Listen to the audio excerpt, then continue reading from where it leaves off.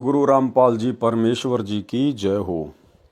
परम पिता परमात्मा सारी सृष्टि के रचनहार, कुल मालिक, असंख्य ब्रह्मांडों के स्वामी, जगत गुरु, तीनों लोकों में प्रवेश करके सबका भरण पोषण करने वाले राजाधिराज, आत्माधार, नाथों के नाथ, देवों के देव महादेव, सर्वेश्वर महेश्वर, मृत्युंजय, अजरो अमर, आदि अनादि सनातनी प्रभु, जगत पिता जगदीश्वर, श्री श्री 1008 की उपाधि के वास्तविक अधिकारी, अकाल मूरत शब्द स्वरूपी राम वासुदेव, सर्वगतम ब्रह्म, परम पूज्य, प्रथम पूज्य, परम संत, परम पुरुष, परम धनी, परम दयालु, सत्य कबीर, हक्का कबीर, अल्लाहु कबीर, अल्लाहु अकबर, बाखबर, अल्लाह ताला, जगत के तारणहार, जगत के मुक्तिदाता, जगत के जगन्नाथ, हारे के सहारे, हिंदुओं के राम, मुसलमानों के अल्लाह, सिखों के वाहिगुरु, ईसाइयों के मसीह, दया के सागर दया निधि, करुणा के सागर करुणा निधि, स्वयंभू परिभू, संकट मोचन, कष्ट हरण, मंगल करण, दुख भंजन, अविगत कबीर, निर्विकार निर्विषम परमात्मा, अलय अलेख सतगुरु, आदि अनादि सतगुरु, असली मर्यादा पुरुषोत्तम, असली राम, असली कृष्ण, असली घनश्याम, असली मुरारी, राजाओं के राजा, महाराजाओं के महाराजा, शहंशाहों के शहंशाह, सम्राटों के सम्राट, भगवानों के भगवान, अल्लाहों के अल्लाह, प्रभुओं के प्रभु, मसीहाओं के मसीह, सच्चे वाहिगुरु, बाबाओं के बाबा, पीरों के पीर, सेठों के सेठ, जगत सेठ, सावलसा सेठ, सर्वगुण संपन्न, अनंत कोटि कलाओं के स्वामी, अनंत कोटि ब्रह्मांडों के नायक, योगियों में महायोगी, ध्यानियों में महाध्यानी, सिद्धों में परम सिद्ध, ज्ञानियों में तत्वज्ञानी, ब्रह्म ज्ञानी, महाज्ञानी, परम ज्ञानी, सर्वश्रेष्ठ ज्ञानी, विज्ञानी, युवा कबीर, समर्थ कबीर, असमवात, अमित ओझा, सच्चे रहनुमा, करीम अल्लाह, सुभान अल्लाह, दुनिया के अंतिम पैगंबर, 8 सितंबर 1951 से गांव धनाना, जिला सोनीपत, हरियाणा, भारतवर्ष की पावन भूमि पे प्रकट रियल कल की भगवान श्री नारायण साकार हरि, श्री बाबा साहेब, शब्द स्वरूपी राम, संत श्रोमणी सतगुरु रामपाल जी परमेश्वर जी के चरण कमल में साध संगति से जुड़े हुए देश विदेश से हम सभी सतसेवक भाई बहनों का अनंत कोटि दंडवत प्रणाम। सत्साई भाई और बहनों, दया पूज्य गुरुदेव भगवान की, सतगुरु रामपाल जी परमेश्वर जी की, जिनके शुभ आशीर्वाद से, विशेष आशीर्वाद से आप और हम सभी साध संगति से जुड़े हुए सत्सेवक भाई बहन भक्ति मार्ग पर गुरुदेव के तत्व ज्ञान को आधार बनाकर अपनी आत्मा के कल्याणार्थ हेतु निरंतर आगे बढ़ रहे हैं। भाई और बहनों, साध संगतियों का नसीब होना इस कलयुग की पिछली पीढ़ी में आप और हम सभी आत्माओं के ऊपर गुरुदेव भगवान की एक विशेष रजा है। इस रजा को हम सभी भगत भाई बहन इसी प्रकार से बना के रखें। भाई और बहनों, पूज्य गुरुदेव जी के कर कमल से लिखित पवित्र पुस्तक कबीर सागर के सरलार्थ के ऊपर वीडियो बनाने की श्रृंखला जारी है।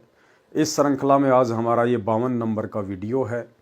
प्रत्येक वीडियो में गुरुदेव भगवान के आशीर्वाद से हमें कुछ न कुछ सीखने को अवश्य मिलता है। साथ ही गुरुदेव के कर कमल से लिखित होने के कारण इस पवित्र पुस्तक को पढ़ने या सुनने मात्र से भी हम ढेर सारे पुण्य के भागी बनते हैं। तो आज हम 52 नंबर वीडियो में आगे बढ़ते हैं, जहां परमेश्वर जी ने पेज नंबर 491 पे त्रेता युग में कबीर परमेश्वर जी का प्रकट होना लिखा है। यानी जब त्रेता युग आया तो उसमें कबीर परमात्मा किस प्रकार से प्रकट हुए, किन आत्माओं को मिले, कैसे अपनी लीला की। धर्मदास जी ने परमात्मा से प्रसन्न किया। धर्मदास जी ने पूछा, हे बंदी छोड़, आप त्रेता युग में मुनिंद्र ऋषि के नाम से अवतरित हुए थे। धर्मदास जी ने क्या कहा कि हे परमेश्वर, हे बंदी छोड़, मेरे गुरुदेव, आप त्रेता युग में मुनिंद्र ऋषि के नाम से अवतरित हुए थे।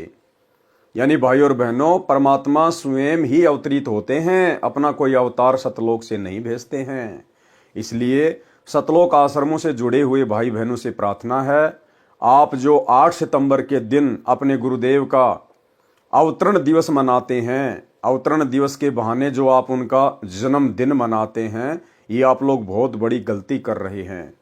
ये परमात्मा कभी किसी माँ के गर्भ से जन्म नहीं लेता। सतगुरु रामपाल जी स्वयं कबीर देव हैं। 8 सितंबर के दिन ये स्वयं सतलोक से अवतरित हुए हैं, प्रकट हुए हैं। इसलिए इनका जन्मदिन नहीं बल्कि सतगुरु प्रकट दिवस मनाया जाना चाहिए। और यदि आपको इतना विश्वास हो जाए कि हमारे गुरुदेव स्वयं कबीर परमात्मा हैं, ये माँ के गर्भ से जन्म लेके नहीं आए, प्रकट हुए हैं, तो फिर आप लोगों ने जून के महीने में दाढ़ी मूछ वाले कबीर जी की समझे जाने वाली नकली फोटो को कबीर परमात्मा मानकर उनका कबीर प्रकट दिवस मनाना छोड़ देना चाहिए, अन्यथा आप जी दो नावों की सवारी करते हुए समझे जाएंगे। आप त्रेता युग में मुनिंदर ऋषि के नाम से अवतरित हुए थे। कृपया उस युग में किन किन पुण्यात्माओं ने आपकी शरण ग्रहण की? उत्तर दिया परमात्मा ने, हे धर्मदास, त्रेता युग में मैं मुनिंदर ऋषि के नाम से प्रकट हुआ। त्रेता युग में भी मैं एक शिशु रूप धारण करके कमल के फूल पर प्रकट हुआ था। एक दिन वेद विज्ञ नामक ऋषि तथा सूर्या नामक उसकी साध्वी पत्नी थी। वे प्रतिदिन सरोवर पर स्नान करने जाते थे। उनकी आयु आदि से अधिक हो चुकी थी। वह निसंतान दंपत्ति मुझे अपने साथ ले गए तथा संतान रूप में पालन किया। प्रत्येक युग में जिस समय मैं एक पूरे जीवन रहने की लीला करने आता हूँ, मेरी परवरिश कवारी गायों से होती है। बाल्यकाल से ही मैं तत्व ज्ञान की वाणी उच्चारण करता हूँ, जिस कारण से मुझे प्रसिद्ध कवि की उपाधि प्राप्त होती है। परंतु ज्ञानहीन ऋषियों द्वारा भ्रमित जनता मुझे न पहचान कर एक कवि की उपाधि प्रदान कर देती है। केवल मुझसे परिचित श्रद्धालु ही मुझे समझ पाते हैं तथा वे अपना कल्याण करवा लेते हैं। और आज से पहले भाई और बहनों, कोई भी साधु, कोई भी भगत, कोई भी संत इस कबीर परमेश्वर सतगुरु रामपाल जी को चारों युगों में नहीं जान पाया, नहीं पहचान पाया। इतना तो जान लिया, पहचान लिया कि ये कोई सिद्धि युक्त संत है, इनमें शक्ति है, इनकी शरण में आने के बाद हमारे काम हो जाते हैं। परंतु उस कबीर परमेश्वर को आज से पहले वो जितनी बार भी प्रकट हुए हैं, जिन भी युगों में प्रकट हुए हैं, सतगुरु रूप में आए हुए उस कबीर परमेश्वर को किसी ने भी सत्य पुरुष अर्थात परमात्मा के रूप में हृदय से स्वीकार नहीं किया, जिस कारण से आत्माओं का मोक्ष नहीं हो पाया।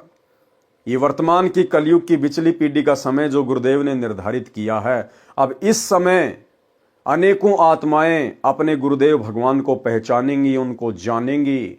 ये तमाम उदाहरण देखकर, ये तमाम सबूत देखकर, और जो सुख परमात्मा दिया करता है, उन सुखों के आधार से भी आत्माएं अपने भगवान को वर्तमान में पहचानेंगी। केवल मुझसे परिचित श्रद्धालु ही मुझे समझ पाते हैं तथा वे अपना कल्याण करवा लेते हैं। त्रेता युग में कबीर देव का ऋषि मुनिंदर नाम से प्राकाटे लेखक के शब्दों में निम्न पढ़ें। त्रेता युग में कबीर देव, कबीर परमेश्वर का मुनिंदर नाम से प्राकाटे। नल तथा नील को शरण में लेना। त्रेता युग में स्वयंभू कबीर देव, कबीर परमेश्वर रूपांतरण करके मुनिंदर ऋषि के नाम से आए हुए थे। एक दिन अनल अर्थात नल तथा अनिल अर्थात नील ने मुनिंदर साहिब का सत्संग सुना। दोनों भगत आपस में मौसी के पुत्र थे। माता पिता का देहांत हो चुका था। नल तथा नील दोनों शारीरिक व मानसिक रोग से अत्यधिक पीड़ित थे। सर्व ऋषियों व संतों से कष्ट निवारण की प्रार्थना कर चुके थे।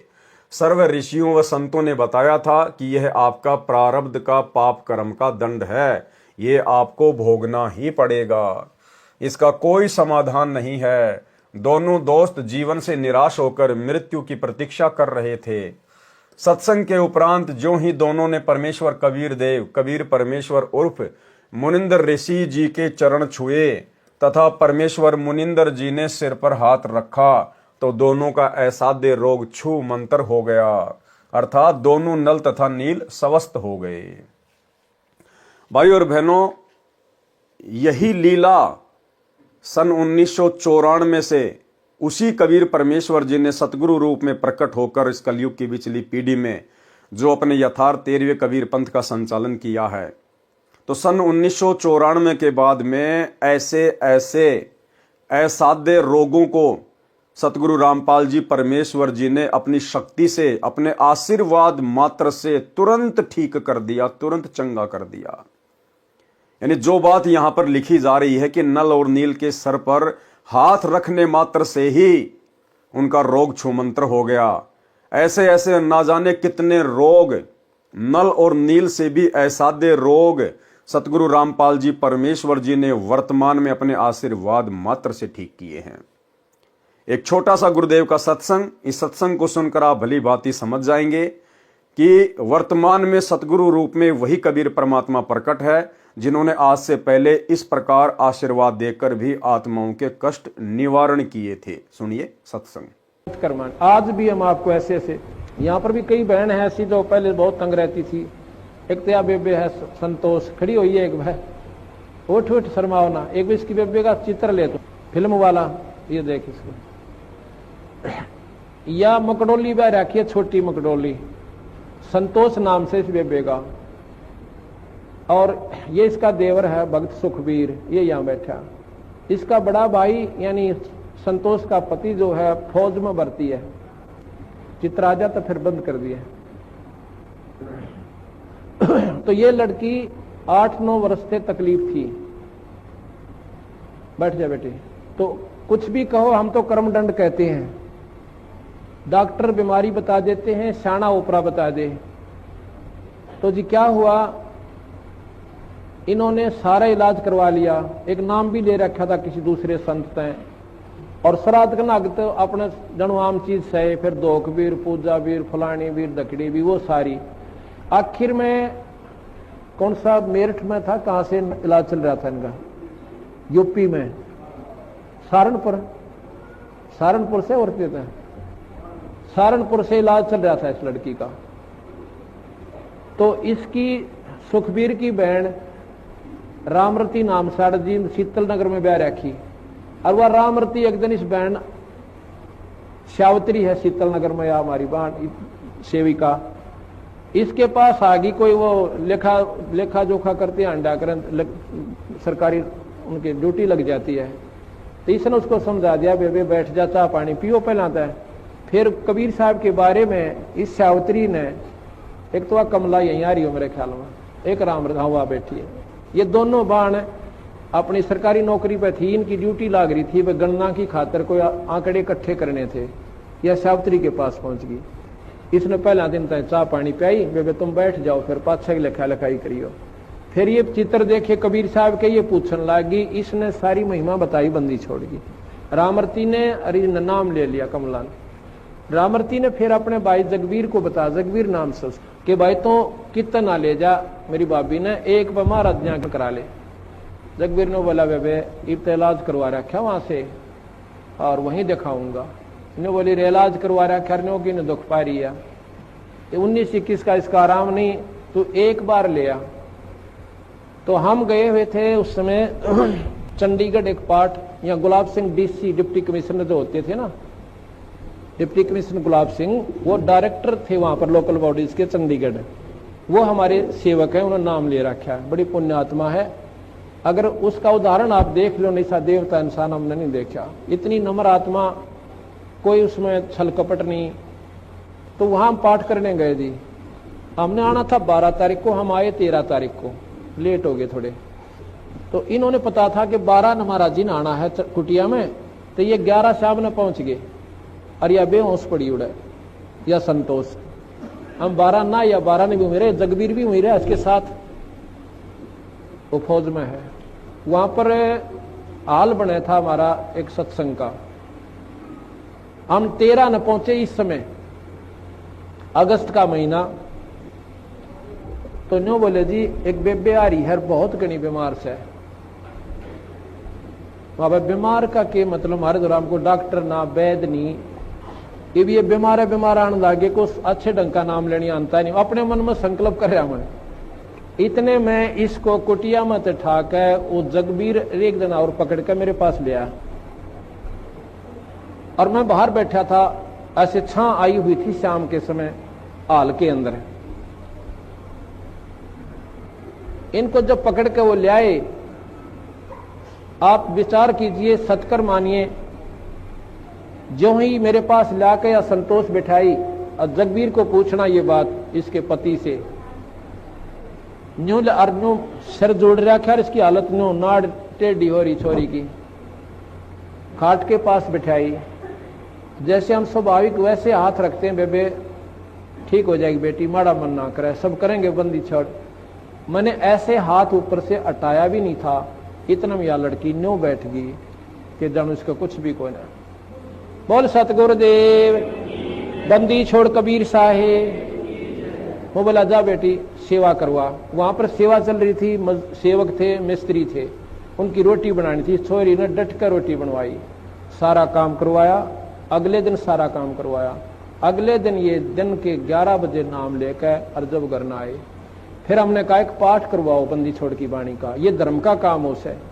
तो जिस दिन ये पाठ प्रकाश हुआ इनका, मैं जाता हूं पिछले दिन, जिस दिन पाठ प्रकाश हुआ इसका फिर गड़बड़ होगी एक बवाई और या दर्द पड़ी और गिर के आप पाप बोला। मैं गया जो बताई ना सुखबीर नरेंद्र की मार ने, और सारे पड़ोसी उड़ोसी वो सारी इकट्ठी होगी।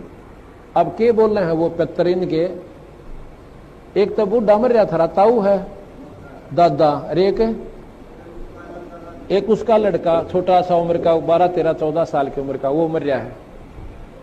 और जब पहला न्यो क्या करता, तुमने खोऊंगा धरती पर तय, थारा न्यो कर दूंगा, थारा नाश करूंगा, मेरा हक दे दो फलान। उस दिन वो के बोलिया, मैं तना नाटू था निर्भाग, तुम नाद ना ले चला, बड़ा बुढ़ा आदमी मरवा दिया तने। जो बोला तू आज ना ले चला, मैं नाटू था, उनके महाराज जी का नाम ले लिया ही, मारी उड़ा पार बसावा को ना। अन्य बोला तो अब आई आज तो हम थारा आगे गलती तय, आज पाछा हम तो बड़ा को नहीं। पर ने बोला जावांगे कि थारी रोखाड़ करया करांगे खेता में। जब बोल सतगुरुदेव। इनका पेटा भरनता ही बंदी छोड़ने ने दिखा था ना, कड़ा बढ़न दे वो नाड़े, अगर इनका यकीन ना होगा तो उस दिन के बाद 2 साल तो ऊपर हो गए इस लड़की ने बंदी छोड़ की कृपा थे इसका स्वस्थ शरीर से। बोल सतगुरुदेव। तो भाई और बहनों, सत्संग सुनकर आप जी को विश्वास हो जाना चाहिए, दास यहां पर आपको अनेकों सत्संग नहीं सुना सकता, केवल आपको एक सत्संग सुनाया है। ऐसे ऐसे ना जाने सैकड़ों की संख्या में गुरुदेव भगवान ने अपनी आत्माओं के कष्ट निवारण किए हैं मात्र अपने आशीर्वाद से। तथा परमेश्वर मुनिंदर जी ने सिर पर हाथ रखा तो दोनों का ऐसादे रोग छूमंत्र हो गया, अर्थात दोनों नल तथा नील स्वस्थ हो गए। इस अद्भुत चमत्कार को देखकर प्रभु के चरणों में गिरकर घंटों रोते रहे तथा कहा, आज हमें प्रभु मिल गया। भाई और बहनों, नल और नील ने तो अपने परमात्मा को पहचान लिया था, परंतु वर्तमान कलयुग की बिचली पीढ़ी में आज भी आत्माएं अपने परमात्मा को नहीं पहचान पा रही हैं। ऐसे ऐसे असाध्य रोगों से छुटकारा प्राप्त करने के बावजूद भी अपने गुरुदेव भगवान को कबीर परमात्मा के रूप में नहीं पहचान पा रही हैं। और सतगुरु रामपाल जी अर्थात जिंदा कबीर परमात्मा के धरती पर प्रकट रहते सहते जून के महीने में कागज के टुकड़े को कबीर जी की समझे जाने वाली दाढ़ी मूछ वाली मुर्दा फोटो को कबीर भगवान मानकर जून के महीने में सतलोक आश्रमों में जा जाके उस मुर्दा फोटो का कबीर प्रकट दिवस मनाते हैं। ये बहुत बड़ी विडंबना है। इस अद्भुत चमत्कार को देखकर प्रभु के चरणों में गिरे, घंटों रोते रहे तथा कहा, आज हमें प्रभु मिल गया जिसकी हमें वर्षों से खोज थी। उससे प्रभावित होकर ऋषि मुनिंदर जी से नाम दीक्षा ले लिया। मुनिंदर साहिब जी के साथ ही सेवा में लगने लगे। पहले ऋषियों व संतों का समागम पानी की व्यवस्था देखकर नदी के किनारे होता था। नल और नील दोनों बहुत प्रभु प्रेमी तथा भोली आत्माएं थी। परमात्मा में श्रद्धा बहुत हो गई थी, सेवा बहुत किया करते थे। समागमों में रोगी व वृद्ध व विकलांग भक्तजन आते तो उनके कपड़े धोते तथा बर्तन साफ करते, उनके लोटे और गिलास साफ कर देते थे। परंतु थे भोले से दिमाग के, कपड़े धोने लग जाते तो सत्संग में जो प्रभु की कथा सुनी होती उसकी चर्चा करने लग जाते। देखो, गुरुदेव भगवान हमें सत्संग के माध्यम से ही शिक्षा देंगे कि हम भक्तों ने किस प्रकार से अपना जीवन जीना है, अपनी दैनिक जो क्रिया है उनको करना है। क्या कह रहे परमात्मा कि नल और नील जब भक्तों की सेवा के लिए जाते थे, उनके कपड़े वगैरह उनके बर्तन वगैरह साफ करने के लिए तालाब पर जाते थे, तो वो उनको पानी में भिगो के और फिर आपस में चर्चा करने लग जाते थे। और वो दोनों भगत जो चर्चा करते थे वो कोई जाट आरक्षण की चर्चा नहीं होती थी, राजपूत करणी सेना या आनंदपाल सिंह जैसे गैंगस्टरों की कोई ज्ञान चर्चा नहीं होती थी। हरियाणा के जाट भवन में कौन कौन सा फ्लोर बनवाएगा, गुरुजी का बड़ा लड़का कितने पैसा देगा, ये चर्चा नहीं होती थी। वहां चर्चा होती थी परमात्मा के ज्ञान की। वे दोनों आपस में बैठकर परमात्मा की महिमा करते थे। सत्संगों में गुरुदेव भगवान ने जो अमृत ज्ञान दिया होता था उसकी आपस में चर्चा करते थे कि आज गुरुदेव भगवान ने कैसा अमृत ज्ञान दिया है। आप और हम तो मरने ही वाले थे, लेकिन गुरुदेव ने तो आशीर्वाद मात्र से हम दोनों का असाध्य रोग ठीक कर दिया। भाई ये तो परमात्मा आए हुए हैं, भगवान आए हुए हैं। केवल इस प्रकार की चर्चा किया करते थे। और आज वर्तमान में कलयुग की बिचली पीढ़ी में यदि आप सतलोक आश्रमों में जाकर देखेंगे तो वहां पर ज्ञान चर्चा के नाम पे कुछ नहीं है, 0/0।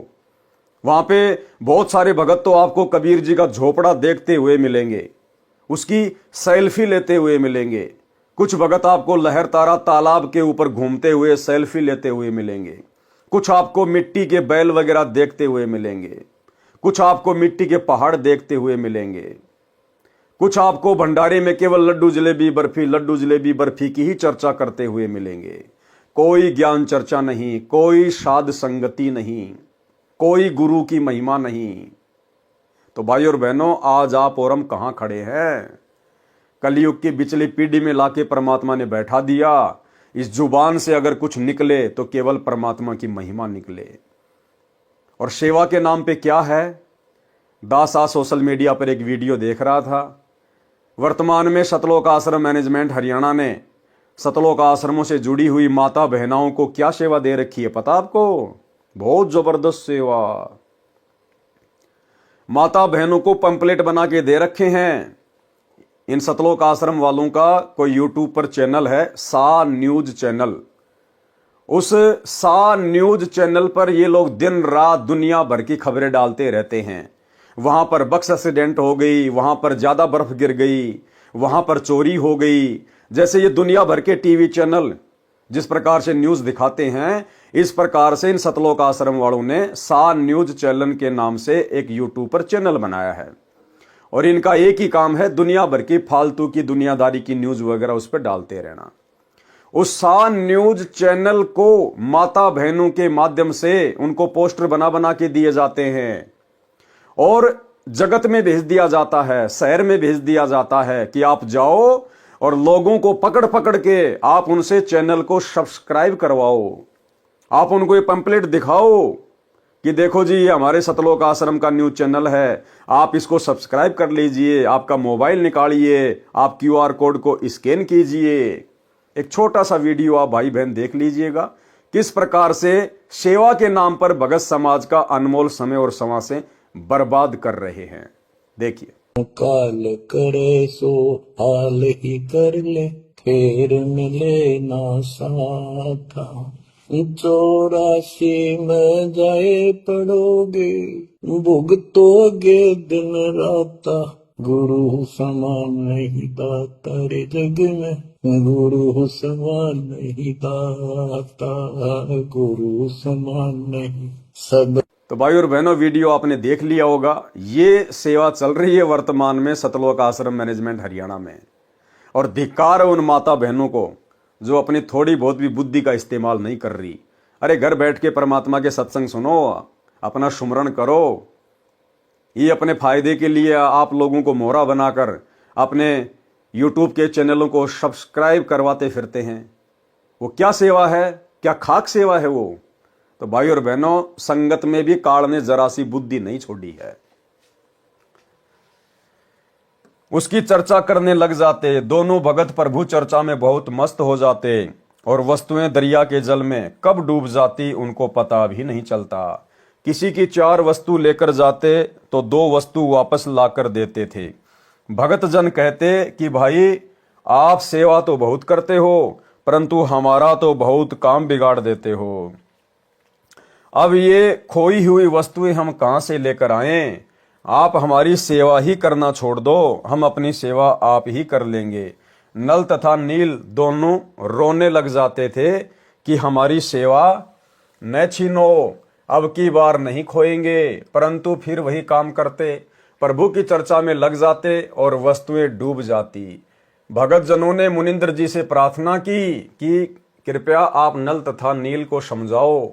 ये न तो मानते हैं और कहते हैं तो रोने लग जाते हैं। हमारी तो आदि भी वस्तुएं वापस नहीं लाते। बर्तन व वस्त्र धोते समय वे दोनों भगवान की चर्चा में मस्त हो जाते हैं और वस्तुएं डूब जाती है। मुनिंदर साहिब ने एक दो बार नल नील को समझाया, वे रोने लग जाते थे कि साहिब हमारी ये सेवा न छीनो।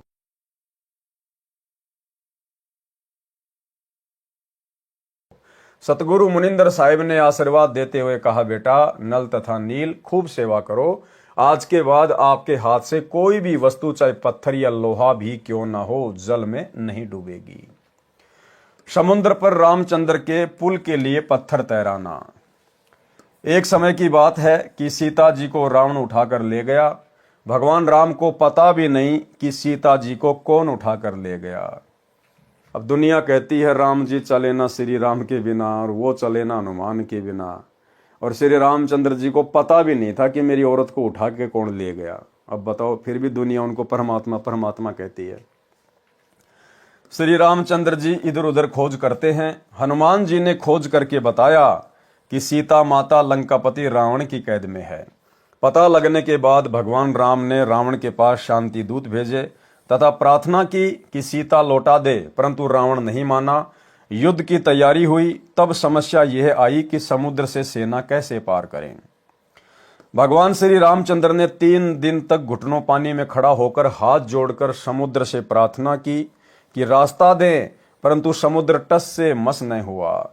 जब समुद्र नहीं माना, तब श्री राम ने उसे अग्नि बाण से जलाना चाहा। भयभीत समुद्र एक ब्राह्मण का रूप बनाकर सामने आया और कहा कि भगवान, सबकी अपनी अपनी मर्यादाएं हैं, मुझे जलाओ मत, मेरे अंदर ना जाने कितने जीव जंतु बसे हैं। अगर आप मुझे जला भी दोगे तो भी आप मुझे पार नहीं कर सकते, क्योंकि यहां पर बहुत गहरा गड्ढा बन जाएगा जिसको आप कभी भी पार नहीं कर सकते।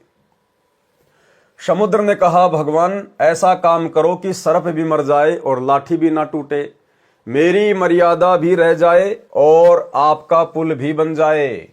तब भगवान श्री राम ने समुद्र से पूछा कि वह क्या है।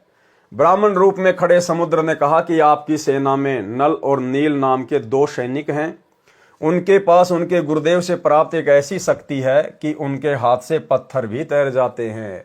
हर वस्तु चाहे वह लोहे की हो तैर जाती है।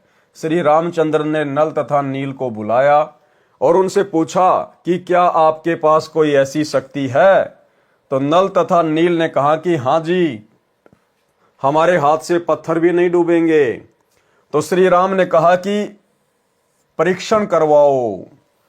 उन नादानों नल तथा नील ने सोचा कि आज सबके सामने तुम्हारी बहुत महिमा होगी। उस दिन उन्होंने अपने गुरुदेव मुनिंदर जी कबीर परमेश्वर जी को यह सोचकर याद नहीं किया कि अगर हम उनको याद करेंगे तो कहीं श्री राम ये न सोच ले कि इनके पास शक्ति नहीं है, ये तो कहीं और से मांगते हैं। उन्होंने पत्थर उठाकर समुद्र के जल में डाला तो वह पत्थर डूब गया। नल तथा नील ने बहुत कोशिश की, परंतु उनसे पत्थर नहीं तैरे। तब भगवान राम ने समुद्र की ओर देखा, मानो कहना चाह रहे हों कि आप तो झूठ बोल रहे थे, इनमें तो कोई शक्ति नहीं है। समुद्र ने कहा कि नल नील, आज तुमने अपने गुरुदेव को याद नहीं किया, कृपया अपने गुरुदेव को याद करो। वे दोनों समझ गए कि आज तो हमने गलती कर दी। उन्होंने सतगुरु मुनिंदर साहिब जी को याद किया। सतगुरु मुनिंदर कबीर परमेश्वर वहां पर पहुंच गए। भगवान रामचंद्र जी ने कहा कि हे ऋषिवर, मेरा दुर्भाग्य है कि आपके सेवकों से पत्थर नहीं तैर रहे हैं। मुनिंदर साहिब ने कहा कि अब इनके हाथ से कभी तैरेंगे भी नहीं, क्योंकि इनको अभिमान हो गया है। सतगुरु की वाणी प्रमाण करती है कि गरीब जैसे माता गर्भ को राखे यतन बनाए, ठेस लगे तो क्षीण होवे, तेरी ऐसे भक्ति जाए। उस दिन के बाद नल तथा नील की वह शक्ति समाप्त हो गई। श्री रामचंद्र जी ने परमेश्वर मुनिंदर साहिब जी से कहा कि हे ऋषिवर, मुझ पर बहुत आपत्ति पड़ी हुई है, दया करो, किसी प्रकार सेना पर ले पार हो जाए। जब आप अपने सेवकों को शक्ति दे सकते हो तो प्रभु मुझ पर भी कुछ रजा करो। मुनिंदर साहिब जी ने कहा कि ये जो सामने वाला पहाड़ है, मैंने उसके चारों तरफ एक रेखा खींच दी है, इसके बीचों बीच के पत्थर उठा लाओ, वे नहीं डूबेंगे।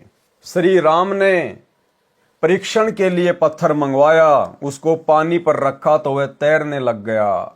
नल तथा नील कारीगर भी थे। हनुमान जी प्रतिदिन भगवान याद किया करते थे। अपनी दैनिक क्रिया भी करते रहने के लिए राम राम भी लिखता रहा और पहाड़ के पहाड़ उठाकर ले आता था। नल नील उनको जोड़ तोड़ कर पुल में लगा देते थे। इस प्रकार पुल बना था। धर्मदास जी कहते हैं, रहे नल नील यतन कर हार, तब सतगुरु से करी पुकार, जासत रेखा लिखी अपार, सिंधु पर शिला तिराने वाले, धन धन सतगुरु सत्य कबीर, भगत की पीर मिटाने वाले। भाई और बहनों, ये जो कथाएं हैं, आज से पहले हम कबीर सागर के सरलार्थ में बहुत अच्छे से इनका जिक्र कर चुके हैं। उसके लिए आप जी ने अभी तक यदि पहले की वीडियो नहीं देखे हैं तो आपको वो देख लेने चाहिए। हम केवल इन कथाओं को गुरुदेव के कर कमल से लिखित होने के कारण पढ़ते चले जाएंगे। कोई कहता था कि हनुमान जी ने पत्थर पर राम नाम लिख दिया था, इसलिए पत्थर तैर गए। कोई कहता था कि नल नील ने पुल बनाया था। कोई कहता था कि श्री राम ने पुल बनाया था। परंतु यह सत कथा ऐसे है जो ऊपर लिखी है। सत कबीर की साखी, पृष्ठ 179 से 182 तक। पीव पिछाण के अंग। कबीर, तीन देव को सब कोई ध्यावे, चौथे देव का मर्म न पावे। यानी ब्रह्मा विष्णु महेश को तो सभी ध्याते हैं, सभी पूजते हैं, लेकिन चौथा जो इनका पिता है ज्योति निरंजन काल, उसको कोई नहीं जानता। चौथा छाड़ पंचम को ध्यावे, कहे कबीर सो हम पर आवे।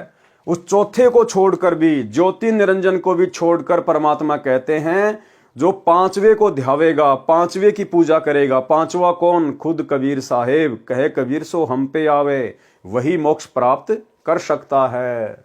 कबीर, ओमकार निश्चय भया, ये करता मत जान, साचा शब्द कबीर का पर्दे माही पहचान। ओमकार निश्चय भया, ओमकार बोध है इस ब्रह्म का, क्योंकि इस ज्योति निरंजन का ब्रह्म का मंत्र है ओम। गीता अध्याय 8 श्लोक नंबर 13। ओम इति एक अक्षर ब्रह्म व्यवहारण माम अनुशमरण, ये प्रयाति तजम देहम सयाति परमाम गतम। तो परमात्मा कहते हैं खाली ओम को ही सर्वश्रेष्ठ मत मानो, सबसे ऊपर मत मानो। ये ओम तो इस ज्योति निरंजन काल का मंत्र है। कबीर, ओंकार निश्चय भया, ये करता मत जान, साचा शब्द कबीर का पर्दे माही पहचान। अब वो साचा शब्द आज सतगुरु रामपाल जी परमेश्वर यानी ये कबीर परमात्मा स्वयं लेकर आए हैं। इनकी शरण में आने के बाद ही पहचान होगी। कबीर, राम कृष्ण अवतार हैं, इनका ना ही संसार, और जिन साहिब संसार किया सो किन्हू न जन्या नार। कि जो श्री राम श्री कृष्ण हैं, आप केवल इन्हीं को भगवान मान के पूज रहे हो कि ये दुनिया इन्हीं ने बनाई है, संसार इन्हीं ने बनाया है। तो गुरुदेव भगवान कह रहे राम कृष्ण अवतार हैं, इनका ना ही संसार। ये तो सदा खुद भी नहीं रहते यहाँ पर। और जिन साहिब संसार किया, और जिस परमात्मा ने पूरी दुनिया को रचा है, सो किन्हू न जन्या नार, उसको तो किसी औरत ने जन्म नहीं दिया, वो तो स्वयंभू होता है, स्वयं प्रकट होता है। कबीर, चार भुजा के भजन में भूली परे सब संत। चार भुजा कौन? ब्रह्मा विष्णु महेश के चार चार भुजा हैं। तो कहते हैं चार भुजा के भजन में भूली पड़े सब संत, कबीरा सुमरो तासों को जाके भुजा अनंत। परमात्मा अपने आप को छुपाते हुए कह रहे हैं कि भाई कबीर तो उस परमात्मा की पूजा करता है जिसकी अनंत बुझाए हैं, अनंत। कबीर, समुद्र पाट लंका गए, सीता को भरतार, ताही अगत से मुनि पी गयो, इनमें कौन करतार। कि आप खाली श्री रामचंद्र जी को इसी बात को लेकर भगवान मानते हो कि उन्होंने लंका पर जाने के लिए समुद्र के ऊपर जो है वो पुलिया बना दिया था। और यहां तो एक अगस्त्य नाम का मुनि था, ऋषि था, उसने तो एक घूंट में 7 समुद्रों को पी लिया था। ये कथा भी आप परम भगत भाई बहन अब अच्छे से जान गए हैं कि कबीर परमात्मा सतगुरु रामपाल जी जो कि त्रेता युग में मुनिंद्र ऋषि के नाम से आए हुए थे, उन्होंने अपनी शक्ति से उन पत्थरों को हल्का किया था, तब कहीं जाकर श्री रामचंद्र जी समुद्र पर पुलिया बना पाए थे। कबीर, गिरवर धार्यो श्री कृष्ण जी, द्रोणागिरी हनुमंत, शेष नाग सब सृष्टि संहारी, इनमें कौन भगवंत। अगर आप इसी बात से रामचंद्र जी को भगवान मान रहे हैं कि उन्होंने समुद्र पे पुलिया बना दिया, तो श्री कृष्ण जी ने तो गोवर्धन पर्वत को अपनी एक उंगली पर उठा लिया था, और हनुमान जी ने द्रोणागिरी पहाड़ को उठा लिया था, जो गोवर्धन से भी कई गुना ज्यादा लंबा चौड़ा था। और फिर शेषनाग ने तो आप लोगों के अनुसार पूरी पृथ्वी को ही अपने अपने फन के ऊपर उठा रखा है। फिर इनमें सबसे बड़ा भगवान कौन हुआ? तो ये तो है लोकवेद, सुनी सुनाई बातें। असलियत क्या है? गिरवर धार्यो कृष्ण जी, श्री कृष्ण जी का रूप बनाकर वो गोवर्धन पर्वत भी अपनी उंगली पर सतगुरु रामपाल जी परमेश्वर जी ने, इस कबीर परमात्मा ने उठाया था। और द्रोणागिरी पहाड़ को भी हनुमान जी का रूप बनाकर, हनुमान जी को अपनी शक्ति देकर उस कबीर परमात्मा सतगुरु रामपाल जी ने उठाया था। हनुमान जी के बस की बात नहीं थी। और ये जो सृष्टि है, इस सृष्टि को भी परमात्मा ने अपने वचन से स्त्री किया हुआ है, किसी बैल के सींग पर या शेष नाग के फण के ऊपर नहीं टिकी हुई है। कबीर काटे बंधन विपत्ति में कठिन किया संग्राम, चीनो रे नर प्राणियां गरुड़ बड़ो के राम। इन सब वाणियों का सरलार्थ भाई और बहनों आप और हम पहले पढ़ चुके हैं, इसलिए हम सीधे सीधे आगे बढ़ेंगे। कबीर कहे चित चेत हूं शब्द करो निर्वार, श्री राम ही करता कहत है भूली पर्यो संसार। कबीर जिन राम कृष्ण व निरंजन कियो, सो तो करता न्यार, अंधा ज्ञान न बूझ ही कहे कबीर विचार। कबीर परमेश्वर द्वारा विभीषण तथा मंदोदरी को शरण में लेना, यानी त्रेता युग में जब कबीर परमात्मा ऋषि मुनिंदर जी के रूप में अवतरित हुए, प्रकट हुए, तो उन्होंने रावण की पत्नी मंदोदरी और रावण के छोटे भाई विभीषण को भी अपनी शरण में लिया था। परमेश्वर मुनिंदर जी अनल अर्थात नल तथा अनिल अर्थात नील को शरण में लेने के उपरांत श्री लंका में गए। वहां पर एक परम भगत विचित्र चंद्र विजय जी का 16 सदस्यों का परिवार रहता था। वे भाट जाति में उत्पन्न पुण्यकर्मी प्राणी थे। परमेश्वर मुनिंदर अर्थात कबीर देव जी का उपदेश सुनकर पूरे परिवार ने नामदान प्राप्त किया।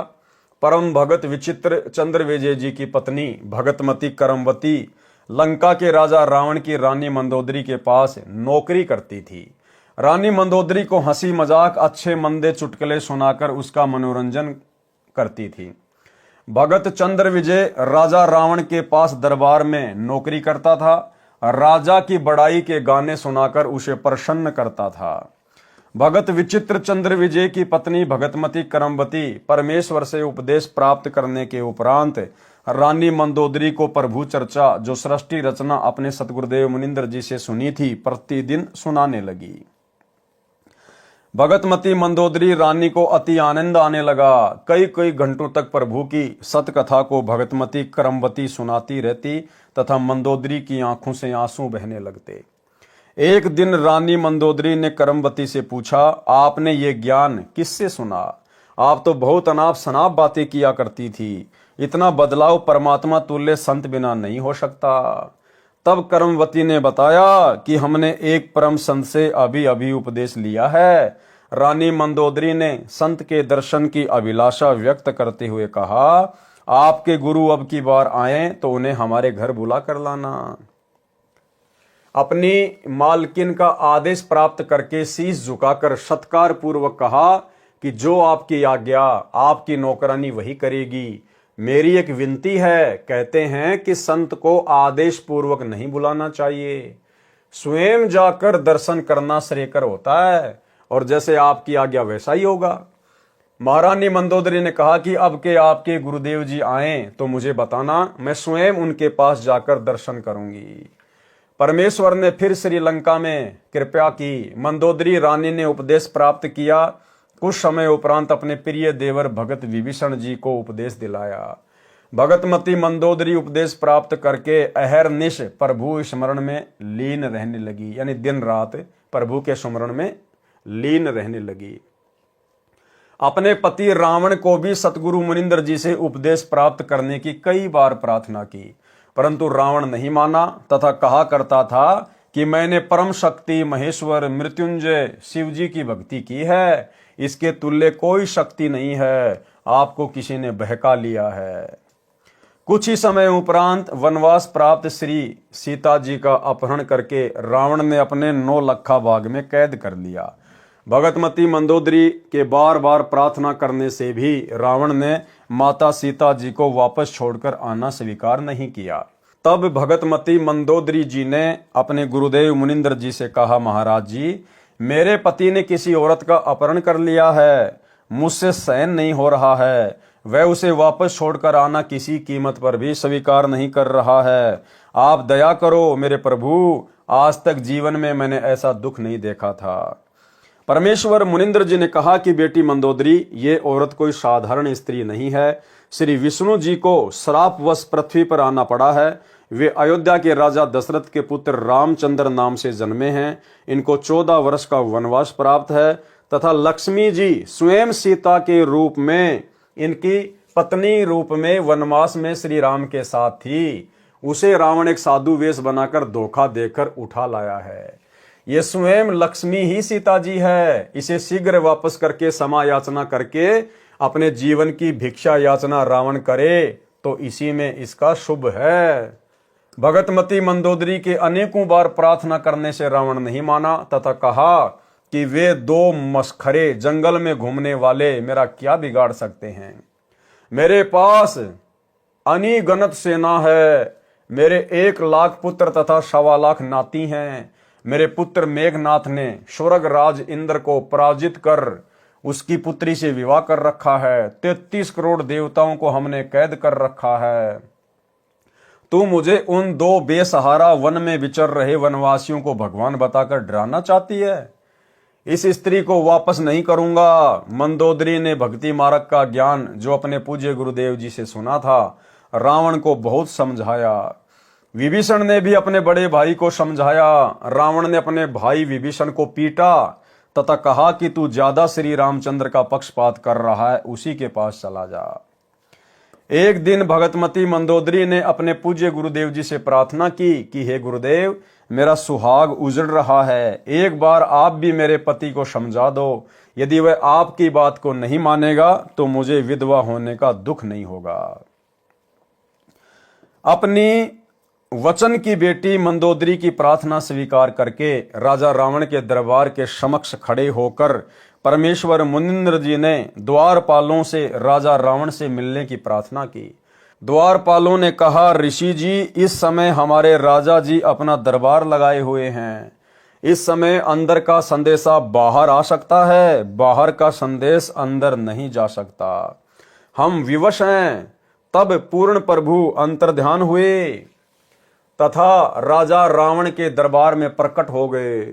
रावण की दृष्टि ऋषि पर गई तो गरज कर पूछा, इस ऋषि को मेरी आज्ञा के बिना किसने अंदर आने दिया? उन द्वारपालों को लाकर मेरे सामने कत्ल कर दो। तब परमेश्वर ने कहा, राजन, आपके द्वारपालों ने स्पष्ट मना कर दिया था, उन्हें पता नहीं कि मैं कैसे अंदर आ गया। रावण ने पूछा कि तू अंदर कैसे आया? तब पूर्ण प्रभु मुनिंदर वेश में अदृश्य होकर पुनः प्रकट हो गए तथा कहा कि मैं ऐसे आ गया। रावण ने पूछा कि आने का कारण बताओ। तब प्रभु ने कहा कि आप योद्धा होकर एक अबला का अपहरण कर लाए हो। ये आपकी शान व सूरवीरता के विपरीत है। सीता कोई साधारण औरत नहीं है, ये स्वयं लक्ष्मी जी का अवतार है। श्री रामचंद्र जी जो इसके पति हैं वे स्वयं विष्णु हैं। इसे वापस करके अपने जीवन की भिक्षा मांगो, इसी में आपका श्रेय है। इतना सुनकर तमोगुण भगवान शिव का उपासक रावण क्रोधित होकर नंगी तलवार लेकर सिंहासन से दहाड़ता हुआ कूदा तथा उस नादान प्राणी ने तलवार के अंधाधुंध 70 वार ऋषि जी को मारने के लिए किए। परमेश्वर मुनिंद्र जी ने एक झाड़ू की सीख हाथ में पकड़ी हुई थी, उसको ढाल की तरह आगे कर दिया। रावण ने 70 वार उस नाजुक सीख पर किए। ऐसे आवाज हुई जैसे लोहे के खंभे पिलर पर तलवार लग रही हो। सीख टस से मस नहीं हुई। रावण को पसीने आ गए, फिर भी अपने अहंकार वश नहीं माना। ये तो जान लिया कि ये कोई साधारण ऋषि नहीं है। रावण ने अभिमान वश कहा कि मैंने आपकी एक भी बात नहीं सुननी, आप जा सकते हैं। परमेश्वर अंतर्ध्यान हो गए तथा मंदोदरी को सर्व वृतांत सुनाकर प्रस्थान किया। रानी मंदोदरी ने कहा, गुरुदेव, अब मुझे विधवा होने में कोई कष्ट नहीं होगा। श्री रामचंद्र व रावण का युद्ध हुआ, रावण का वध हुआ। जिस लंका के राज्य को रावण ने तमोगुण भगवान शिव की कठिन साधना करके 10 बार शीश न्योछावर करके प्राप्त किया था, वह क्षणिक सुख भी रावण का चला गया तथा नरक का भागी हुआ। इसके विपरीत पूर्ण परमात्मा के सतनाम साधक विभीषण को बिना कठिन साधना किए पूर्ण प्रभु की सत्य साधना व कृपया से लंका देश का राज्य भी प्राप्त हुआ। हजारों वर्षों तक विभीषण ने लंका का राज्य का सुख भोगा तथा प्रभु कृपया से राज्य में पूर्ण शांति रही। सभी राक्षस वर्ती के व्यक्ति विनाश को प्राप्त हो चुके थे।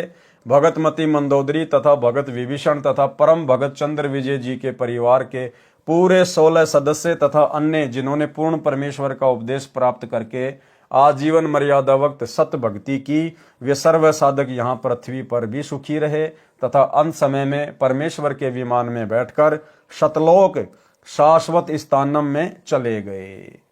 भाई और बहनों, यहाँ गुरुदेव भगवान को लिखना पड़ता है, लेकिन असलियत यह है कि मंदोदरी और विभीषण अभी तक पार नहीं हुए हैं, क्योंकि वो पार होने का समय नहीं था। उस समय परमात्मा ने किसी को शतनाम भी नहीं देना था। केवल प्रथम मंत्र के बीच के 5-5 मंत्र या अकेला ओम मंत्र या किसी को सोहम मंत्र। उस समय केवल परमात्मा उन आत्माओं को भक्ति से चार्ज कर रहे थे ताकि ये आत्माएं कलयुग की पिछली पीढ़ी तक मनुष्य जन्म प्राप्त करती हुई आ जाएं। विभीषण और मंदोदरी को अंतकाल में शरीर छूटने के बाद गुरुदेव भगवान ने अपने एक सत्संग में बताया कि परमात्मा ने उनको स्वर्ग में भेज दिया था। उन्होंने भक्ति अवश्य मुनिंद्र ऋषि जी से प्राप्त कर ली थी, लेकिन आस्था उनकी भगवान विष्णु में थी। इसलिए परमेश्वर ने अंतकाल में उनको स्वर्ग में भेज दिया। सुनिए सत्संग। कहते हैं विभीषण का भाग बहुत अच्छा था, उसमें दास भाव आया। रावण में वो नहीं था, जिसके कारण ना तो लंका रही, ना राज रहा और नरक मिला। और विभीषण के अंदर आधीनी थी, भगवान की भक्ति करता था और आधीनी करता था। उसको वो लंका मिली जिसको रावण चाहता था जीरो जान से, और साथ में परमात्मा प्राप्ति हुई, स्वर्ग प्राप्ति हुई। तो भाई और बहनों, आप और हमने ज्ञान आधार से इन बातों पर निष्कर्ष निकाल कर आगे बढ़ना होगा। पार होने का फाइनल टाइम तो अब है, वर्तमान का समय।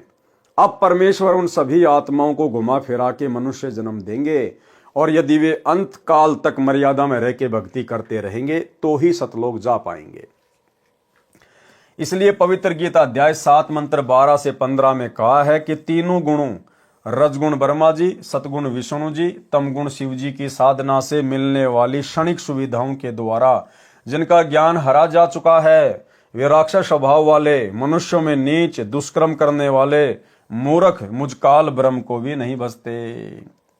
फिर गीता अध्याय 7 मंत्र 18 में गीता बोलने वाला काल ब्रह्म प्रभु कह रहा है कि कोई एक उदार आत्मा मेरी ब्रह्म की ही साधना करता है, क्योंकि उनको तत्वदर्शी संत नहीं मिला। वे भी नेक आत्माएं मेरी अनुतमाम अति अश्रेष्ठ गतिम यानी गति में आश्रित रह गए, वे भी पूर्ण मुक्त नहीं हैं। इसलिए पवित्र गीता अध्याय 18 श्लोक 62 में कहा है कि हे अर्जुन, तू सर्व भाव से उस परमेश्वर पूर्ण परमात्मा अर्थात तत् ब्रह्म की शरण में जा। उसकी कृपया से ही तू परम शांति तथा शतलोक अर्थात सनातन परम धाम को प्राप्त होगा। इसलिए पुण्यात्माओं से निवेदन है कि आज इस दासन के भी दास रामपाल दास के पास पूर्ण परमात्मा प्राप्ति की वास्तविक विधि प्राप्त है। निःशुल्क उपदेश लेकर लाभ उठाएं।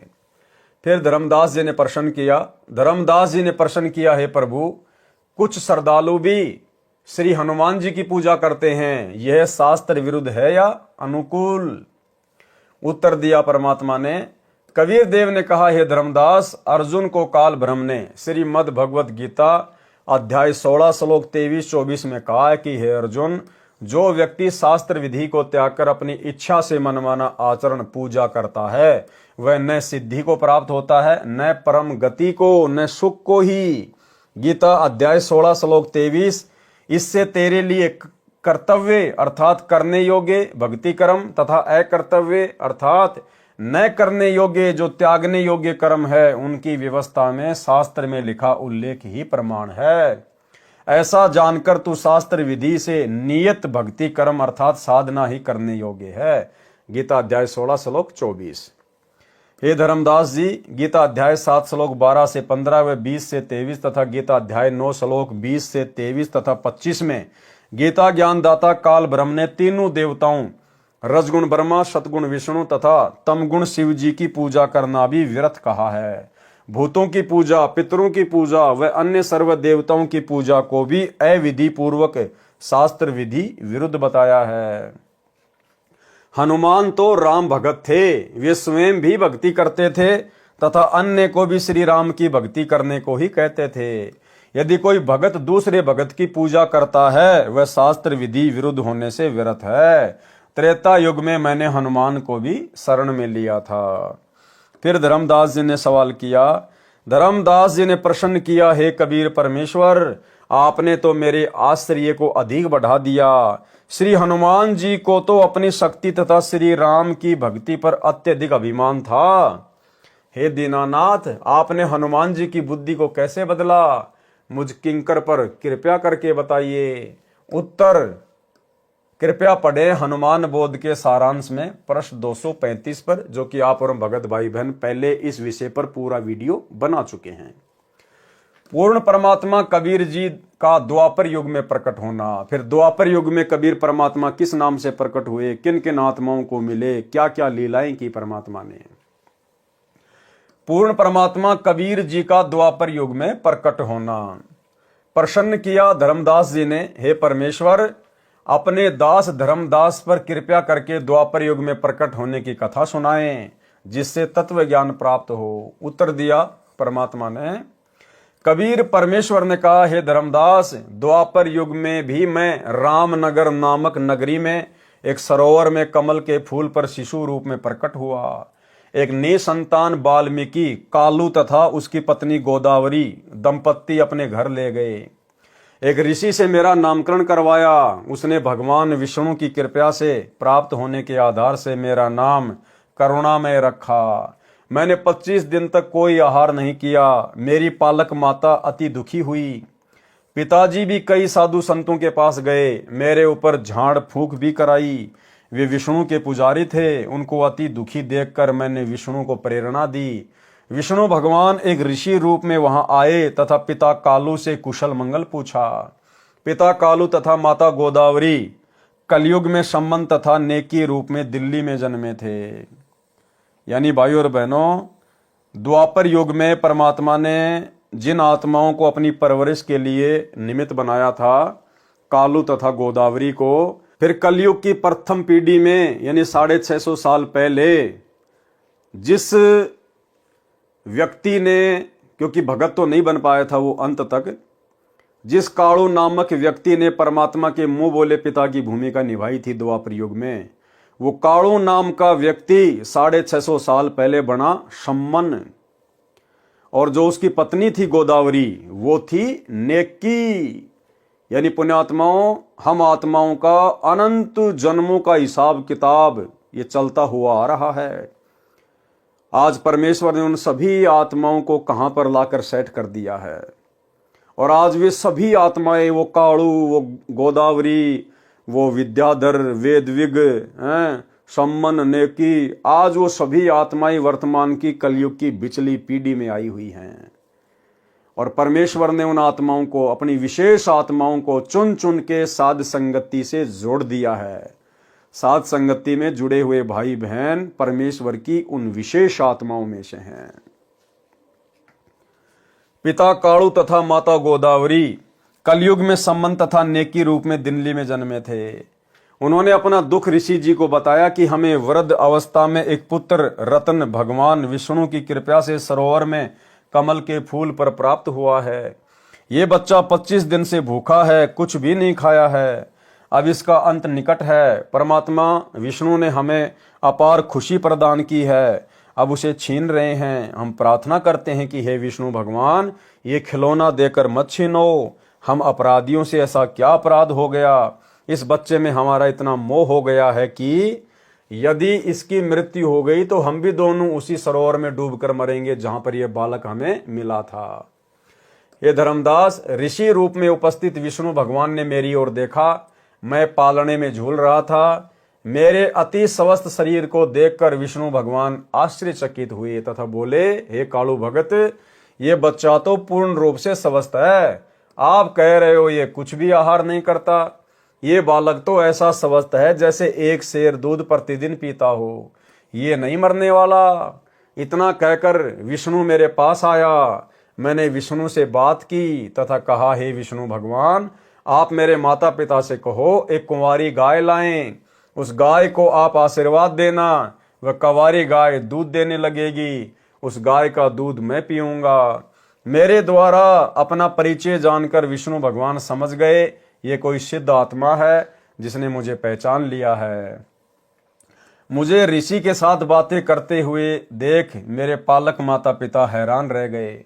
अंदर ही अंदर खुशी की लहर दौड़ गई। ऋषि ने कहा, कालू, एक कुंवारी गाय लाओ, वह दूध देगी। उस दूध को ये होनहार बच्चा पिएगा।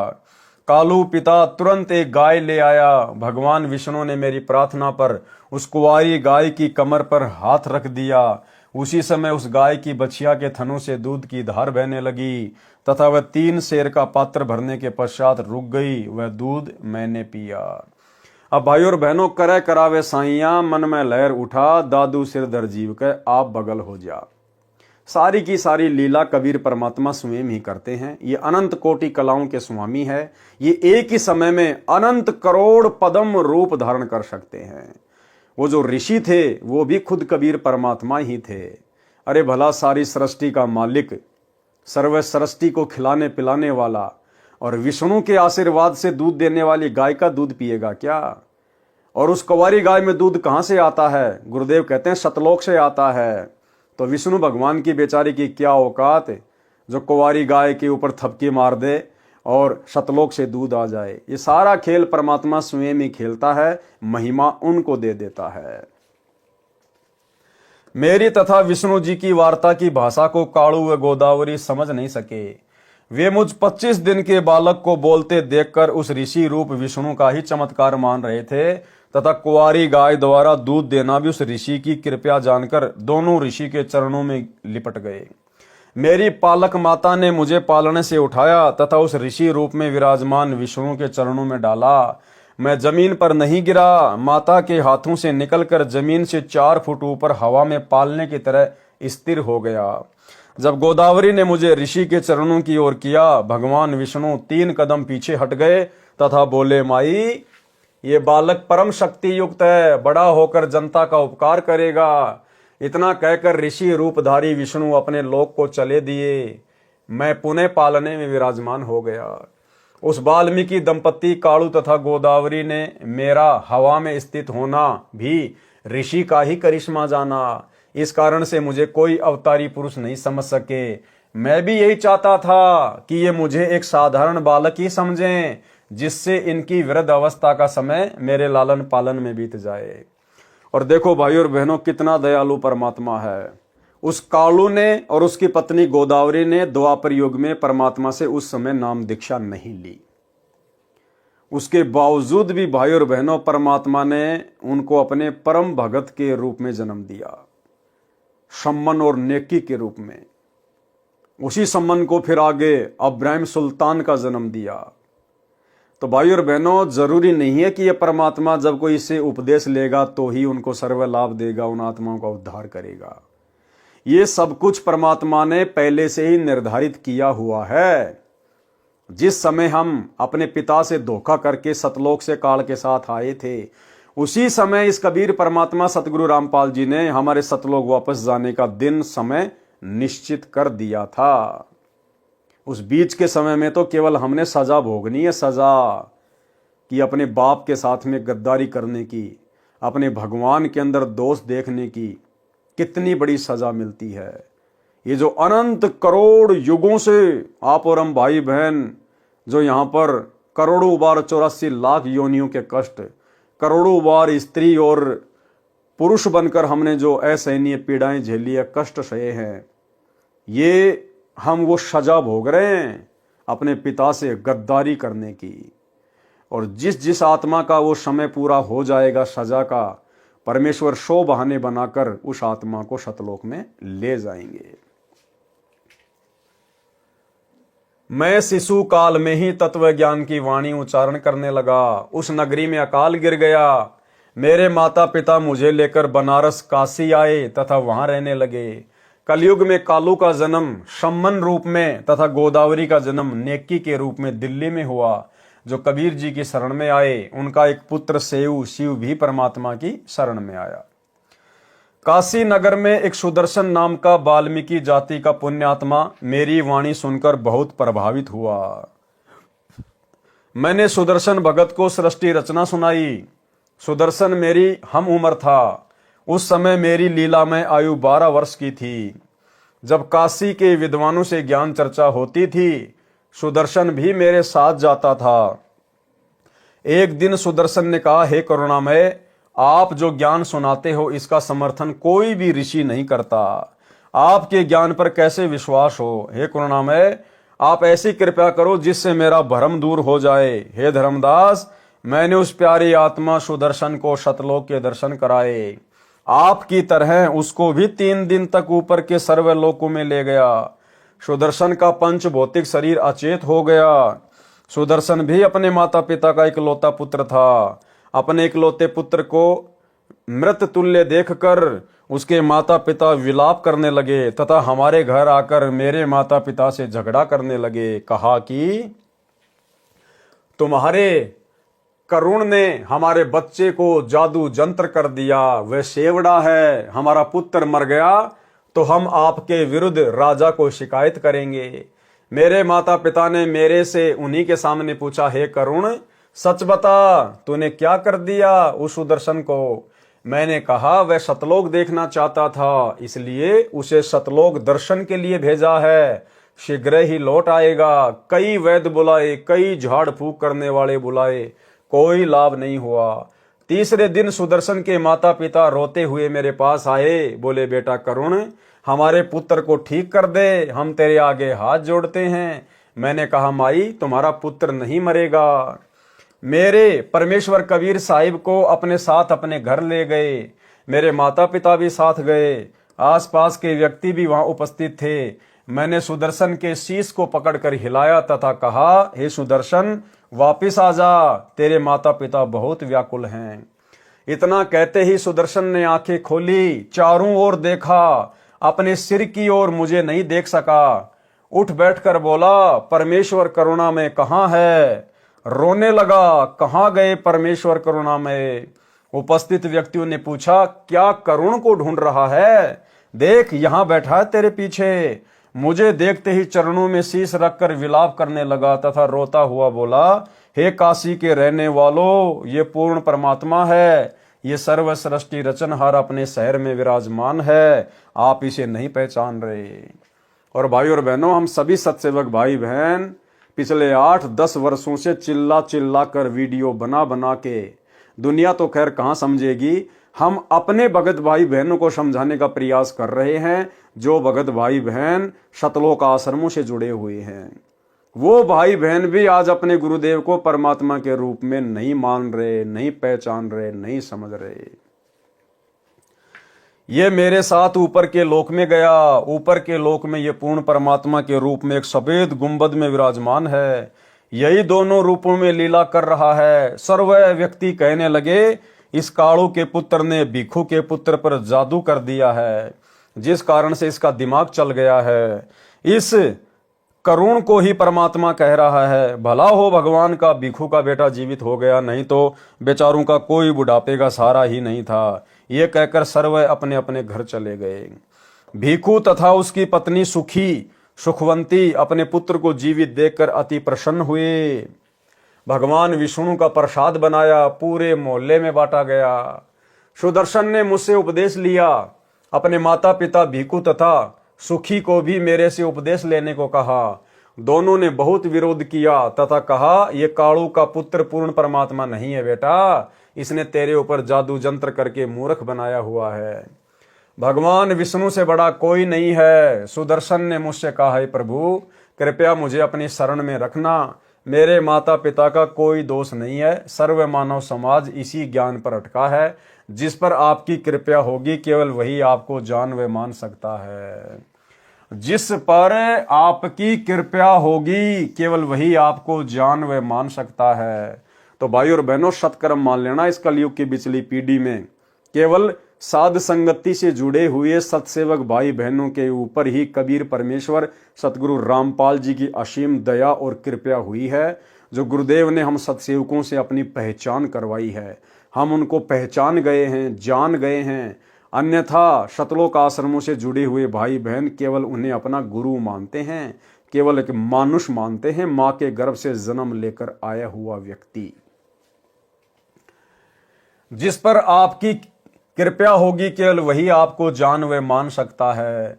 इस काल ब्रह्म ने तो पूरे विश्व ब्रह्मा विष्णु शिव सहित को भ्रमित किया हुआ है। हे धर्मदास, सुदर्शन भगत ने काल के जाल को समझकर सच्चे मन से मेरी भक्ति की तथा मेरा साक्षी बना कि पूर्ण परमात्मा कोई अन्य है जो ब्रह्मा विष्णु तथा शिव से भिन्न तथा अधिक शक्तिशाली है।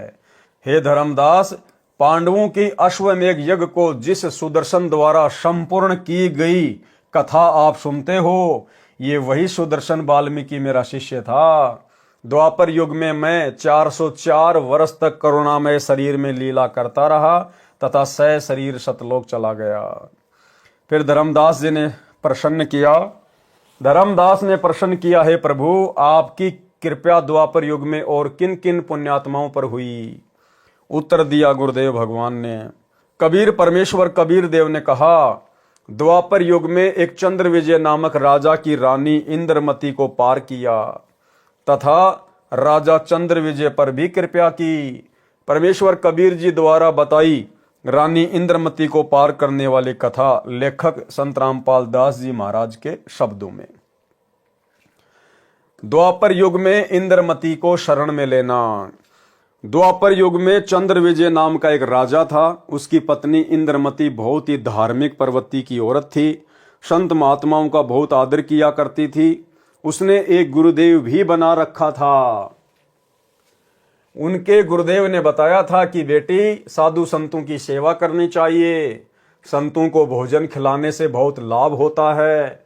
एकादशी का व्रत, मंत्र के जाप आदि साधनाएं जो गुरुदेव ने बताई थी, उस भगवत भक्ति में रानी बहुत दृढ़ता से लगी हुई थी। गुरुदेव ने बताया था कि संतों को भोजन खिलाया करेगी तो तू आगे भी रानी बन जाएगी और तुझे स्वर्ग प्राप्ति होगी। रानी ने सोचा कि प्रतिदिन एक संत को भोजन अवश्य खिलाया करूंगी। उसने यह प्रतिज्ञा मन में ठान ली कि मैं खाना बाद में खाया करूंगी, पहले संत को खिलाया करूंगी। इससे मुझे याद बनी रहेगी, कहीं मुझे भूल ना पड़ जाए।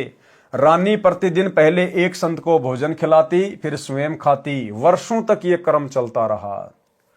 एक समय हरिद्वार में कुंभ के मेले का संयोग हुआ। जितने भी त्रिगुण माया के उपासक संत थे, यानी ब्रह्मा विष्णु महेश के जितने भी उपासक संत थे, सभी गंगा में स्नान के लिए, पर भी लेने के लिए प्रस्थान कर गए। इस कारण से कई दिन रानी को भोजन कराने के लिए कोई संत नहीं मिला। रानी इंद्रमती ने स्वयं भी भोजन नहीं किया। चौथे दिन अपनी बांदी से कहा कि बांदी, देख ले कोई संत मिल जाए तो, नहीं तो आज तेरी मालकिन जीवित नहीं रहेगी। चाहे मेरे प्राण निकल जाएं, परंतु मैं खाना नहीं खाऊंगी। वह दीन दयाल कबीर परमेश्वर अपने पूर्व वाले भगत को शरण में लेने के लिए न जाने क्या कारण बना देता है। बांदे ने ऊपर अटारी पर चढ़कर देखा कि सामने से एक सफेद कपड़े पहने एक संत आ रहा था। द्वापर युग में परमेश्वर कबीर करुणामय नाम से आए थे। बांदी नीचे आई और रानी से कहा कि एक व्यक्ति है जो साधु जैसा नजर आता है। रानी ने कहा कि जल्दी से बुला ला। बांदी महल से बाहर गई तथा प्रार्थना की कि साहेब, आपको हमारी रानी ने याद किया है। करुणामय साहब ने कहा कि रानी ने मुझे क्यों याद किया है, मेरा और रानी का क्या संबंध है। नौकरानी ने सारी बात बताई। करुणामय कबीर साहिब ने कहा कि रानी को आवश्यकता पड़े तो यहाँ आ जाए, मैं यहाँ खड़ा हूँ। तू बांदी और वो रानी, मैं वहां जाऊं और यदि वह कह दे कि तुझे किसने बुलाया था, या उसका राजा ही कुछ कह दे, बेटी संतों का अनादर बहुत पापदायक होता है। बांदी फिर वापस आई और रानी से सब वार्ता कह सुनाई। तब रानी ने कहा कि बांदी मेरा हाथ पकड़ और चल। जाते ही रानी ने दंडोत प्रणाम करके प्रार्थना की कि हे परवरदिगार, चाहती तो ये हूं कि आपको कंधे पर बैठा लूं। करुणामय साहिब ने कहा, बेटी मैं यही देखना चाहता था कि तेरे में कोई श्रद्धा भी है या वैसे ही भूखी मर रही है। रानी ने अपने हाथों खाना बनाया। करुणामय रूप में आए कबीर देव ने कहा कि मैं खाना नहीं खाता, मेरा शरीर खाना खाने का नहीं है। तो रानी ने कहा कि मैं भी खाना नहीं खाऊंगी। करुणामय साहिब जी ने कहा कि ठीक है बेटी, लाओ खाना खाते हैं, क्योंकि समर्थ उसी को कहते हैं जो चाहे सो करे। करुणामय साहिब ने खाना खा लिया। फिर रानी ने पूछा कि जो ये तू साधना कर रही है ये तेरे को किसने बताई है? रानी ने कहा कि मेरे गुरुदेव ने आदेश दिया है। कबीर साहिब ने पूछा, क्या आदेश दिया है तेरे गुरुदेव ने? इंद्रमती ने कहा कि विष्णु महेश की पूजा, एकादशी का व्रत, तीर्थ भ्रमण, देवी पूजा, श्राद्ध निकालना, मंदिर में जाना, संतों की सेवा करना। करुणाओं में कबीर साहिब ने कहा कि जो साधना तेरे गुरुदेव ने दी है तेरे को जन्म और मृत्यु तथा स्वर्ग, नरक व 84 लाख योनियों के कष्ट से मुक्ति प्रदान नहीं कर सकती। रानी ने कहा कि महाराज जी, जितने भी संत हैं अपनी अपनी प्रभुता आप ही बनाने आते हैं, मेरे गुरुदेव के बारे में कुछ नहीं कहोगे, मैं चाहे मुक्त हूं या ना हूं। करुणा में कबीर साहिब ने सोचा कि इस भोले जीव को कैसे समझाएं। इन्होंने तो पूंछ पकड़ ली, उसको छोड़ ही नहीं सकते, मर सकते हैं। करुणा में साहिब ने कहा कि बेटी वैसे तो तेरी इच्छा है, मैं निंदा नहीं कर रहा। क्या मैंने आपके गुरुदेव को गाली दी है या कोई बुरा कहा है? मैं तो भक्ति मार्ग बता रहा हूं कि ये भक्ति शास्त्र विरुद्ध है, तुझे पार नहीं होने देगी और नहीं तेरा कोई आने वाला कर्म दंड कटेगा। और सुन ले, आज से तीसरे दिन तेरी मृत्यु हो जाएगी। न तेरा गुरु बचा सकेगा और न तेरी ये नकली साधना बचा सकेगी। जब मरने की बारी आती है फिर जीव को डर लगता है, वैसे तो नहीं मानता। रानी ने सोचा कि संत झूठ नहीं बोलते, कहीं ऐसा ना हो कि मैं तीसरे दिन ही मर जाऊं। इस डर से करुणामय साहिब से पूछा कि साहिब क्या मेरी जान बच सकती है? कबीर साहिब करुणामय ने कहा कि बच सकती है, अगर तू मेरे से उपदेश लेगी, मेरी शिष्या बनेगी, पिछली पूजाएं त्यागेगी, तब तेरी जान बचेगी। इंद्रमती ने कहा, मैंने सुना है कि गुरुदेव नहीं बदलना चाहिए, पाप लगता है। कबीर साहिब करुणामय ने कहा कि नहीं पुत्री, ये भी तेरा भ्रम है। एक डॉक्टर से औषधि न लगे तो क्या दूसरे से नहीं लेते? एक 5वीं कक्षा का अध्यापक होता है, फिर एक उच्च कक्षा का अध्यापक होता है। बेटी अगली कक्षा में जाना होगा, क्या सारी उम्र 5वीं कक्षा में ही लगी रहेगी? इसको छोड़कर जाना पड़ेगा। तू अब आगे की पढ़ाई पढ़, मैं पढ़ाने आया हूं। वैसे तो नहीं मानती, परंतु मृत्यु दिखने लगी कि संत कह रहा है तो कहीं बात ना बिगड़ जाए। ऐसा विचार करके इंद्रमती ने कहा कि जैसे आप कहोगे मैं वैसे ही करूंगी। करुणा में कबीर साहिब ने उपदेश दिया, कहा कि तीसरे दिन मेरे रूप में काल आएगा, तू उससे बोलना मत। जो मैंने नाम दिया है 2 मिनट तक इसका जाप करना, 2 मिनट के बाद उसको देखना है, उसके बाद सत्कार करना है। वैसे तो गुरुदेव आए तो अति शीघ्र चरणों में गिर जाना चाहिए, ये मेरा केवल इस बार आदेश है। रानी ने कहा ठीक है जी। रानी को तो चिंता बनी हुई थी, श्रद्धा से जाप कर रही थी। कबीर साहिब करुणामय साहिब का रूप बनाकर गुरुदेव रूप में काल आया।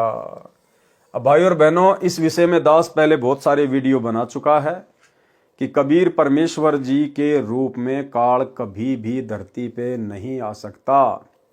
कभी भी वो हमारे पूज्य गुरुदेव सतगुरु रामपाल जी का रूप नहीं बना सकता, क्योंकि वर्तमान में जो रूप धरती पर आप जी देख रहे हैं सतगुरु रामपाल जी का, ये इनका वास्तविक रूप है, शतलोकी रूप है, और काल इनका पुत्र है। काल कभी भी अपने बाप का रूप नहीं बना सकता।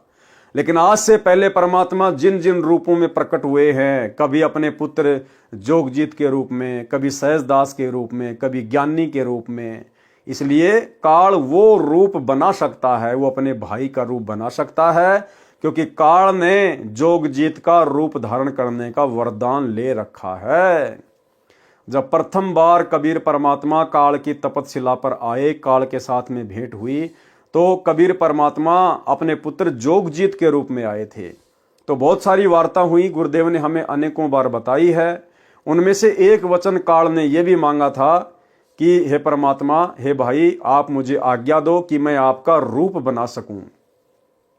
तो परमेश्वर ने कहा कि तथास्तु, आप मेरा रूप बना सकते हो।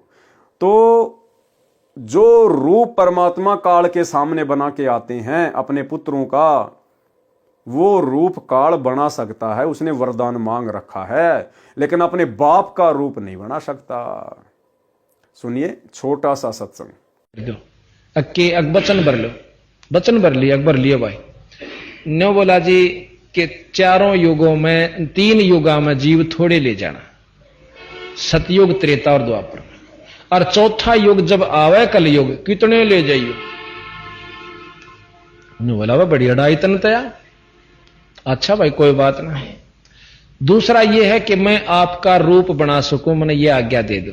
अग बना लिए, तेरे रूप तक की आंट लागेगी। मेरे अंश के पास जिस पास नाम होगा, तेरा रूप रह ही नहीं सकता उसके आगे। तो फिर और एक और कहा कि आप जब जाओ ना मृत मंडल में, तो एक जगन्नाथ के मंदिर को बनवाइयो, क्योंकि वो काल समुद्र नहीं बन देगा, मेरा अंश कृष्ण रूप में जाएगा, कृष्ण बौद्ध रूप में, और अपना मंदिर बनवाओगा, पर समुद्र नहीं बन देगा। बनवा दूंगा भाई। फिर कहते हैं कि त्रेता युग में समुद्र पर पुल बंधवाइयो। अकाचे पंगे पाए रहते थे। तो भाई और बहनों, वीडियो आपने सुना। जिस समय द्वापर युग में परमात्मा ने रानी इंद्रमती को अपनी शरण में लिया था, जिस रूप में वो गए थे, उस समय भाई और बहनों परमात्मा का रूप काल ने नहीं बनाया था।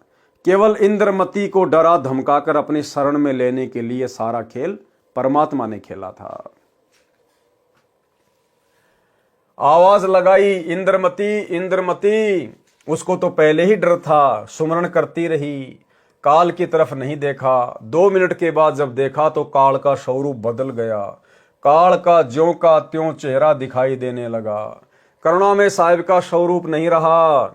जब काल ने देखा कि तेरा तो स्वरूप ही बदल गया, वह जान गया कि इसके पास कोई शक्ति युक्त मंत्र है। ये कहकर चला गया कि तुझे फिर देखूंगा। अब तो बच गई। रानी बहुत खुश हुई, फूली नहीं समाई। कभी अपनी बांदियों को कहने लगी कि मेरी मृत्यु होनी थी, मेरे गुरुदेव ने मुझे बचा लिया। राजा के पास गई तथा कहा कि आज मेरी मृत्यु होनी थी, मेरे गुरुदेव ने रक्षा कर दी, मुझे लेने के लिए काल आया था। राजा ने कहा कि तू ऐसे ही ड्रामे करती रहती है, काल आता तो क्या तुझे छोड़ जाता? ये संत वैसे बहका देते हैं, अब इस बात को वह कैसे माने। खुशी खुशी में रानी लेट गई। कुछ देर के बाद सर्प बनकर काल फिर आया और रानी को डस लिया। जो ही सर्प ने डसा, रानी को पता चल गया। रानी जोर से चिल्लाई, मुझे सांप ने डस लिया। नौकर भागे। देखते देखते एक मोरी पानी निकालने का छोटा छिद्र में से वह सर्प घर से बाहर निकल गया। अपने गुरुदेव को पुकार कर रानी बेहोश हो गई। करुणा में कबीर साहिब वहां प्रकट हो गए। लोगों को दिखाने के लिए मंत्र बोला। वे तो बिना मंत्र भी जीवित कर सकते हैं, किसी जंत्र मंत्र की आवश्यकता नहीं है। इंद्रमती को जीवित कर दिया। रानी ने बड़ा शुक्र मनाया कि हे बंदी छोड़, यदि आज आपकी शरण में नहीं होती तो मेरी मृत्यु हो जाती। भाई और बहनों, इस घटना को जन्म देकर ऐसी लीला करके परमात्मा ने इंद्रमती को भक्ति मार्ग पर दृढ़ कर दिया। साहिब ने कहा कि इंद्रमती, इस काल को मैं तेरे घर में घुसने भी नहीं देता और यह तेरे ऊपर हमला भी नहीं करता, परंतु तुझे विश्वास नहीं होता। तू ये सोचती कि मेरे ऊपर कोई आपत्ति नहीं आनी थी। गुरुजी ने मुझे बहकाकर नाम दे दिया, इसलिए तेरे को थोड़ा सा झटका दिखाया है। क्या कह रहे परमात्मा? इसलिए तेरे को थोड़ा सा झटका दिखाया है। यानी परमेश्वर ने जानबूझकर काल का रूप बनाकर, सर्प का रूप बनाकर वो लीला की थी। नहीं तो बेटी तेरे को विश्वास नहीं होता। धर्मदास यहां घना अंधेरा, बिन परचे यानी शक्ति प्रदर्शन, जीव यम का चेहरा। तो परमेश्वर ने जानबूझकर शक्ति का प्रदर्शन किया था। अन्यथा अगर जोगजीत का भी रूप ये काल बनाएगा तो भाई और बहनों ये त्रिकुटी पे बनाएगा। त्रिकुटी से पहले ये कुछ नहीं करता, जीव को नहीं छेड़ता। ये त्रिकुटी पर रूप बनाएगा, वहां पे ठगेगा। ये कबीर साहिब करुणामय ने कहा कि अब जब मैं चाहूंगा तब तेरी मृत्यु होगी। गरीबदास जी कहते हैं कि गरीब काल डरे करतार से, जय जय जय जगदीश, जोरा जोरी झाड़ती पगरज डारे शीस। ये काल कबीर परमेश्वर से डरता है और ये मौत कबीर साहिब के जूते झाड़ती है, अर्थात नौकर तुल्य है। फिर उस धूल को अपने सिर पर लगाती है कि आप जिसको मारने का आदेश दोगे उसके पास जाऊंगी, नहीं मैं नहीं जाऊंगी। अब बताओ ये मौत कितनी डरती है और ये काल कितना डरता है परमात्मा से, फिर भला ये परमात्मा का रूप कैसे बना लेगा। इसलिए वर्तमान में सतगुरु रामपाल जी अपने वास्तविक सतलोकी रूप में हैं और इनका रूप भाई ये काल ना तो यहां बना सकता ना त्रिकुटी पे बना सकता। गरीब काल जो पीसना जोरा है पणिहार, ये दो असल मजूर हैं मेरे साहिब के दरबार। ये काल जो यहाँ का 21 ब्रह्मांड का भगवान ब्रह्म है, जो ब्रह्मा विष्णु महेश का पिता है, ये तो मेरे कबीर साहिब का आटा पीसता है। अब बताओ भगवान का आटा पीसने वाला कैसे भगवान का रूप बना लेगा। अर्थात पक्का नौकर है और जोरा यानी मौत मेरे कबीर साहिब का पानी भरती है, अर्थात एक विशेष नौकरानी है। ये दो असल मजूर मेरे साहिब के दरबार में हैं। कुछ दिनों के बाद करुणामय कबीर साहिब फिर आए, रानी इंद्रमती को शतनाम प्रदान किया। फिर कुछ समय के उपरांत करुणामय साहिब ने रानी इंद्रमती की अति श्रद्धा देखकर सारनाम दिया, परम पद की उपलब्धि करवाई। परमेश्वर करुणामय रूप से रानी के घर दर्शन देने जाते रहते थे तो इंद्रमती प्रार्थना किया करती थी कि मेरे पति राजा को समझाओ मालिक, ये भी मान जाए आपके चरणों में आ जाए तो मेरा जीवन सफल हो जाएगा। अब ये भी जीव की कमजोरी होती है कि मेरा पति भी आपके चरणों में आ जाए तो मेरा जीवन सफल हो जाए, ये भी जीव की एक कमजोरी होती है। चंद्र विजय से कबीर साहिब ने प्रार्थना की कि चंद्र विजय आप भी नाम लो, ये 2 दिन का राज और ठाठ है, फिर 84 लाख योनियों में प्राणी चला जाएगा। चंद्र विजय ने कहा कि भगवान मैं तो नाम लूं नहीं और आपकी शिष्या को मना करूं नहीं, चाहे सारे खजाने को ही दान करो, चाहे किसी प्रकार का सत्संग करवाओ, मैं मना नहीं करूंगा। कबीर साहिब करुणामय ने पूछा आप नाम क्यों नहीं लोगे। चंद्र विजय राजा ने कहा कि मैंने तो बड़े बड़े राजाओं की पार्टियों में जाना पड़ता है। करुणामय कबीर साहिब ने कहा कि पार्टियों में जाने में नाम में क्या बाधा है, सभा में जाओ, वहां काजू खाओ, दूध पियो, शरबत जूस पी लो, शराब मत प्रयोग करो, शराब पीना महापाप है। परंतु राजा नहीं माना। रानी की प्रार्थना पर करुणामय कबीर साहिब ने राजा को फिर समझाया कि नाम के बिना ये जीवन ऐसे ही व्यर्थ हो जाएगा, आप नाम ले लो। अब देखो भाई और बहनों, यहां पर एक पॉइंट है जो हम सब ने समझना है। करुणामय कबीर साहिब ने कहा कि पार्टियों में जाने में नाम को क्या बाधा करेगा, यानी आप पार्टियों में जाते हो जाओ, उसे नाम पे क्या दिक्कत आएगी। सभा में जाओ, वहां काजू खाओ, दूध पियो, शरबत जूस पियो, शराब मत पियो। तो कहीं कोई भाई ये सोच ले कि भाई हम भी पार्टियों में जा सकते हैं, हमने केवल वहां पर भंडारा तो नहीं खाना, जूस वास पी लेंगे, सादा भोजन कर लेंगे, बकवाद नहीं करेंगे। लेकिन भाई और बहनों, वर्तमान समय में ये बकवाद भी नहीं चलेगी। आप कहीं भी जॉब करते हैं, आपके बॉस के लड़के का जन्मदिन है, तो आप इस बात को आधार बना के कहीं पार्टी में चले जाओ कि भाई गुरुजी ने कह रखा है कबीर सागर के सरलार्थ में कि पार्टी में जाने से थोड़ी नाम खंड होता है। भाई और बहनों, वर्तमान में खंड होगा, वर्तमान में मर्यादा टूटेगी। वर्तमान में हमने ऐसी किसी पार्टी में नहीं जाना है ये सोचकर कि वहां पर सादा खाना खा लूंगा और कोई बकवाद नहीं करूंगा। ये वर्तमान में बिल्कुल भी नहीं चलेगा। वर्तमान में यदि आप किसी जन्मदिन की पार्टी में जाओगे या अन्य किसी फंक्शन में जाओगे तो उस भीड़ में भीड़ करने के कारण आपका समर्थन हो गया, आपका सहयोग हो गया। उस पार्टी में जाने मात्र से आपका सहयोग माना जाएगा और तुरंत आपकी मर्यादा खंडित होगी। अगर ज्ञान समझ में आ गया, भगवान समझ में आ गया, तो ऐसी बकवादों की तरफ तो हमने मुंह करके भी नहीं सोना, मुंह करके भी। हाँ, यदि आपके घर में ही यदि कोई जन्मदिन पार्टी मना रहा है, परमात्मा के ज्ञान को नहीं मानता है, तो घर छोड़ के तो हम जाएंगे नहीं। हमने उस दिन उनकी किसी भी फालतू की पूजा पाठ में, बकवादों में सहयोग नहीं करना। बाकी घर आए को खाना खिला सकते हैं, हम सेवा हम कर सकते हैं, लेकिन फालतू की पूजा पाठ या बकवाद में हमने कोई सहयोग नहीं करना है। रानी की प्रार्थना पर करुणा में कबीर साहब ने राजा को फिर समझाया कि नाम के बिना यह जीवन ऐसे ही व्यर्थ हो जाएगा, आप नाम ले लो। राजा ने फिर कहा कि गुरुजी, मुझे नाम के लिए मत कहना, आपकी शिष्या को मैं मना नहीं करूंगा, चाहे कितना ही दान करे, कितना ही सत्संग करवाए।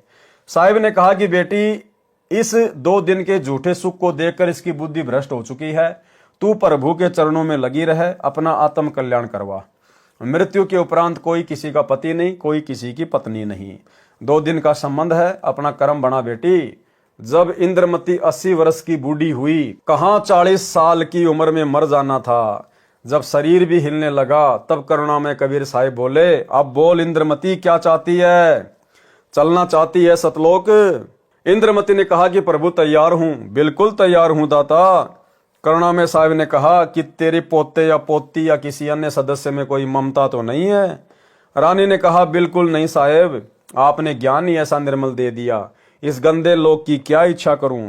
कबीर साहिब करुणा में जी ने कहा कि चल बेटी। रानी प्राण त्याग गई।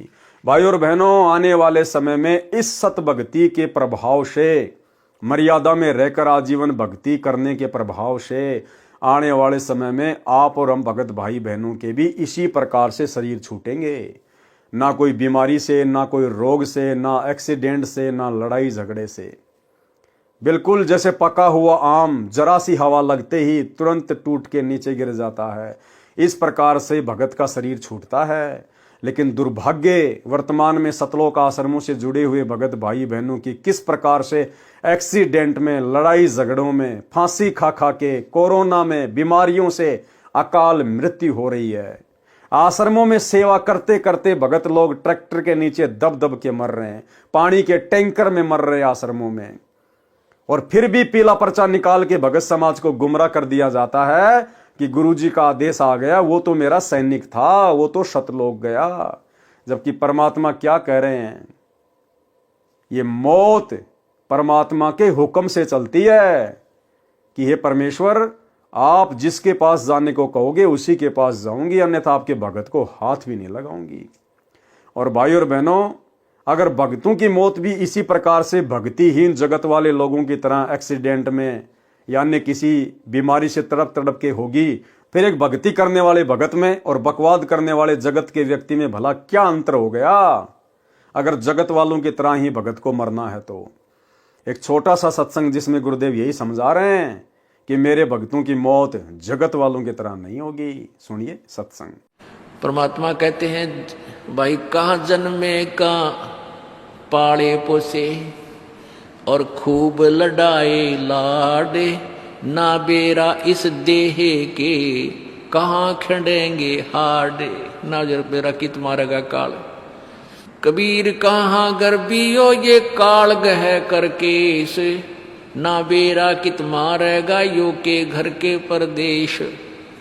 कहते हैं के फूला फिर से छोटे से नकली सुख मान रहा तू, और काल जो है तेरे बाल पकड़ेगा।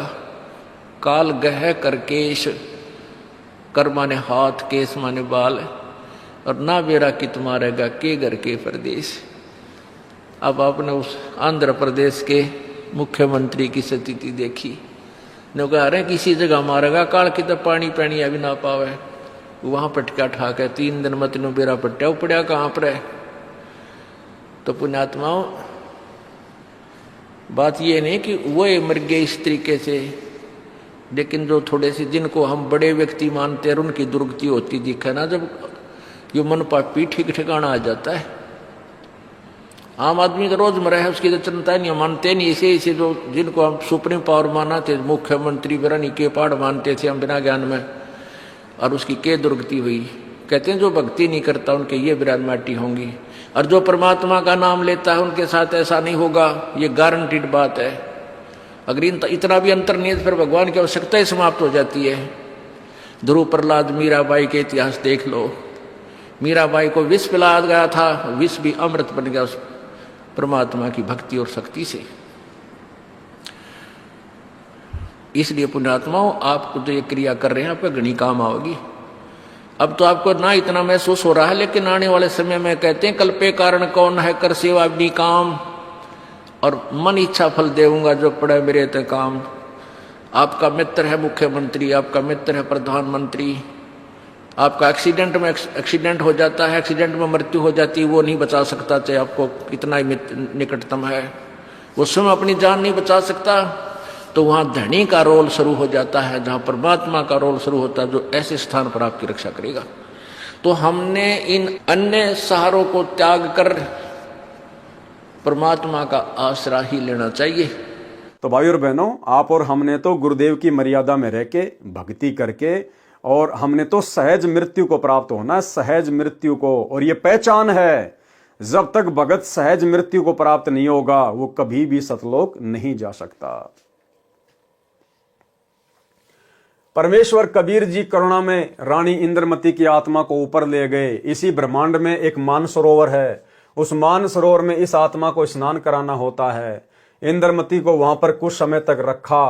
करुणामय रूप में कबीर परमेश्वर जी ने रानी से पूछा कि तेरी कुछ इच्छा तो नहीं है? यदि इच्छा रही तो दोबारा जन्म देना पड़ेगा। यदि मन में संतान व संपत्ति या पति पत्नी आदि की इच्छा थोड़ी सी भी रह गई तो आत्मा सतलोक नहीं जा सकती।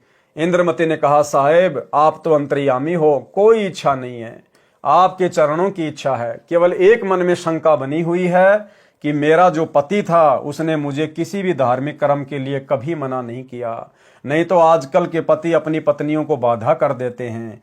यदि वह मुझे मना कर देता तो मैं आपके चरणों में नहीं लग पाती, मेरा कल्याण नहीं होता। उसका इस शुभ कर्म में सहयोग का कुछ लाभ मिलता हो तो कभी उस पर भी दया करना दाता। अब भाई और बहनों, ये भी कमजोरी है। हमने केवल शिक्षा लेनी है, शिक्षा। ये कथाएं हमारे मनोरंजन के लिए नहीं है, हर एक कथा का एक सारांश निकलता है।